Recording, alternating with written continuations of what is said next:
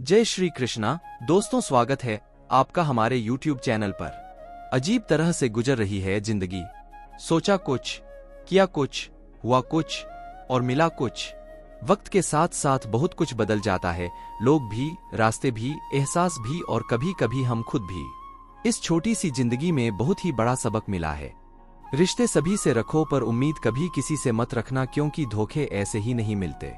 लोगों का भला भी करना पड़ता है। इसीलिए तो कहा जाता है कि चेहरे की हंसी से अपने कष्टों को छुपाओ। बहुत कुछ बोलो पर अपना राज कभी किसी को मत बताओ। ये दुनिया का एक कड़वा सच है कि अमीर अपना पैसा अमीर बनने में लगा देते हैं, इसलिए अमीर बन जाते हैं, और गरीब इंसान अपना पैसा अमीर दिखने में लगा देता है, इसलिए वह गरीब ही रह जाता है। कड़वा है लेकिन सत्य है। जब बात किसी की अच्छाई की होती है तो सब खामोश रहते हैं, लेकिन जब बात किसी की बुराई की होती है तो गूंगे भी बोल पड़ते हैं, अपने किए गए 100 गुनाहों पर पर्दा डालकर। हर इंसान कहता है कि जमाना बहुत खराब है। अगर कोई इंसान जिस पर आप सबसे ज्यादा भरोसा करते हैं वह आपको धोखा दे या मदद करने के समय पलट जाए, तो ये मत सोचना कि वो इंसान बदल गया, बल्कि ये सोचना कि आज उसका नकाब उतर गया। लोगों का क्या है, उनका तो काम है कुछ ना कुछ कहना। सिर उठाकर चलोगे तो कहेंगे कि अकड़कर चलता है, और जब सिर झुकाकर चलोगे तो कहेंगे कि किसी की तरफ देखता भी नहीं है।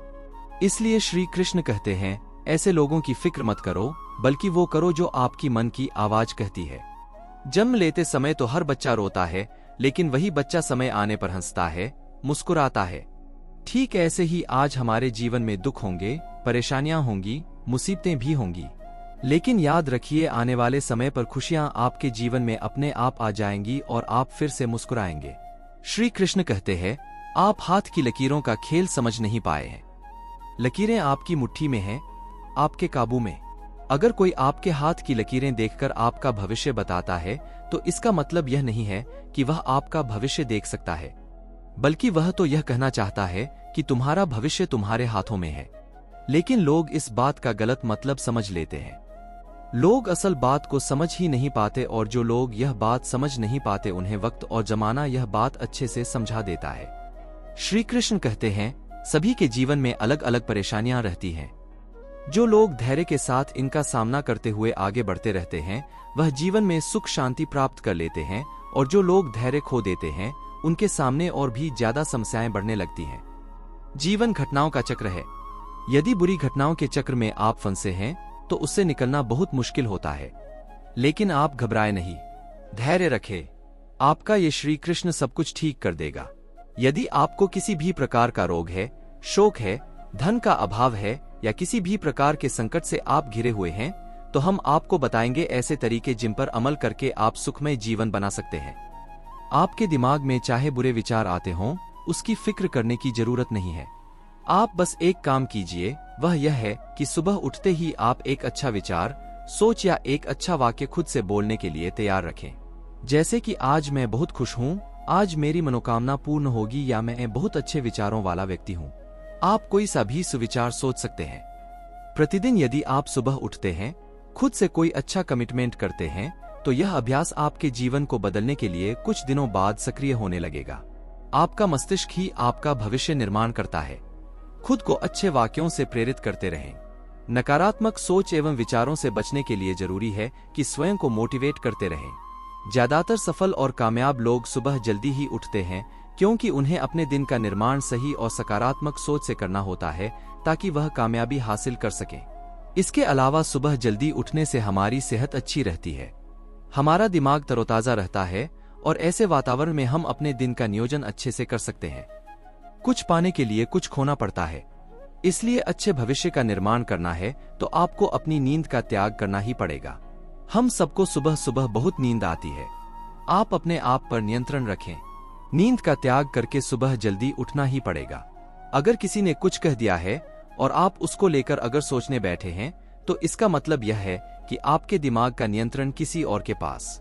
किसी ने आपको भड़का दिया, आप भड़क गए, किसी ने कुछ कह दिया, उसका मुंहतोड़ जवाब देने में लग गए। ऐसे लोग बस आपका समय बर्बाद करते हैं ताकि आप अपनी मंजिल तक न पहुंच सकें। इसलिए इन सब बातों को अनदेखा करके आप अपने लक्ष्य के प्रति अग्रसर रहें।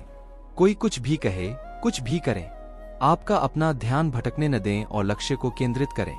जब आपके ऊपर किसी की बातों का और हरकतों का असर न पड़े तो समझ जाएं कि आपकी सफलता आपके बहुत करीब है और आपको आपके मंजिल से कोई भटका नहीं सकता।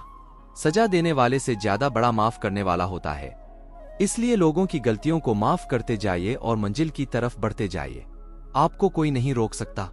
श्री कृष्ण कहते हैं, अगर आप चाहते हैं आप खुश रहें तो कभी किसी से कोई उम्मीद मत रखिए, क्योंकि उम्मीद रखने से आपको तकलीफ ही होगी। परेशान रहना, उदास रहना, गुस्सा करना, लड़ाई करना, चीखना चिल्लाना किसी समस्या का समाधान नहीं है। इसीलिए जीवन की परेशानी को भूलकर हर समस्या का समाधान करते जाइए। कहते हैं, जहां समस्याएं उत्पन्न होती हैं, समाधान भी वहीं होता है। अगर आपकी खुशियां दूसरों पर निर्भर हैं, तो आपको पीड़ा सहन करनी होगी। यह 100% सच है। आपकी खुशियां आपकी जिम्मेदारी हैं। इसलिए आपको जो पसंद हो वही कीजिए। जिस काम में आपकी दिलचस्पी हो, आपका जीवन बनना और बिगड़ना आपके अपने हाथ है। जैसे एक एक बूंद से मिलकर सागर बनता है, ऐसे ही एक एक अच्छी आदत से मिलकर इंसान के चरित्र का निर्माण होता है। श्री कृष्ण कहते हैं, बदलाव जीवन का नियम है, इसलिए कभी भी बदलाव से घबराएं नहीं।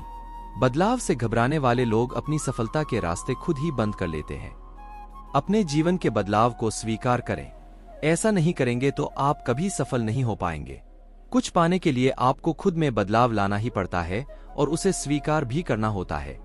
बिना बदलाव के आप वो सब कुछ नहीं पा सकते जो आपका लक्ष्य है, जो आप कर सकते हैं। आपके लक्ष्य की राह में कोई बदलाव आएंगे तो आप उस बदलाव के लिए खुद को तैयार रखें। अपनी आरामदायक स्थिति से बाहर निकलें और ऐसे काम भी करें जिनको करने से आप डरते हैं। तभी आपका डर दूर होगा और आप अपनी जिंदगी के बदलाव को स्वीकार कर पाएंगे। प्रकृति का नियम ही बदलाव है, इसलिए अपने आप को हर बदलाव के लिए तैयार रखें। एक समय की बात है, एक पिता अपने छोटे बेटे की बुरी आदतों से परेशान था।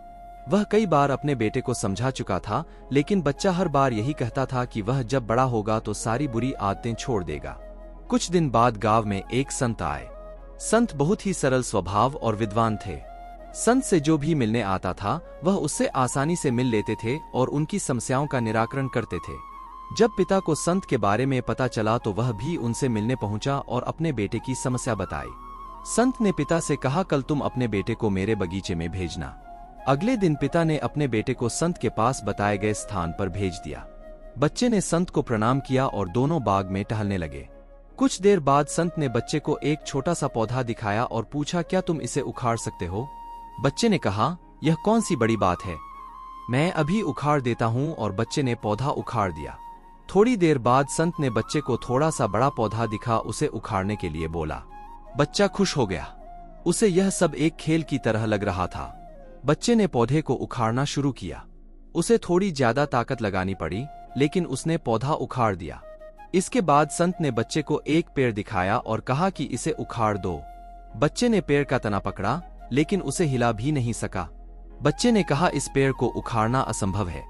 संत ने बच्चे से कहा, ठीक इसी तरह बुरी आदतों को जितना जल्दी छोड़ दे उतना ही अच्छा रहेगा। जब बुरी आदतें नहीं होती है तो उसे छोड़ना आसान होता है, लेकिन आदतें जैसे पुरानी होती जाएगी उन्हें छोड़ पाना मुश्किल हो जाएगा। बुरी आदतों के कारण जीवन में दुख बढ़ता है, इसलिए आज ही बुरी आदतों को छोड़ दो। तो बच्चा इस बात को समझ चुका था। तो आज का यह संदेश आपको कैसा लगा कमेंट करके जरूर बताइएगा। और अगर आपको हमारे चैनल के जो वीडियोस हैं, जो संदेश हैं, वह अच्छे लग रहे हैं तो प्लीज चैनल को सब्सक्राइब कीजिएगा, वीडियो को लाइक भी कीजिएगा और ऐसे ही अच्छे अच्छे संदेश सुनते रहिएगा। तो दोस्तों, फिर मिलेंगे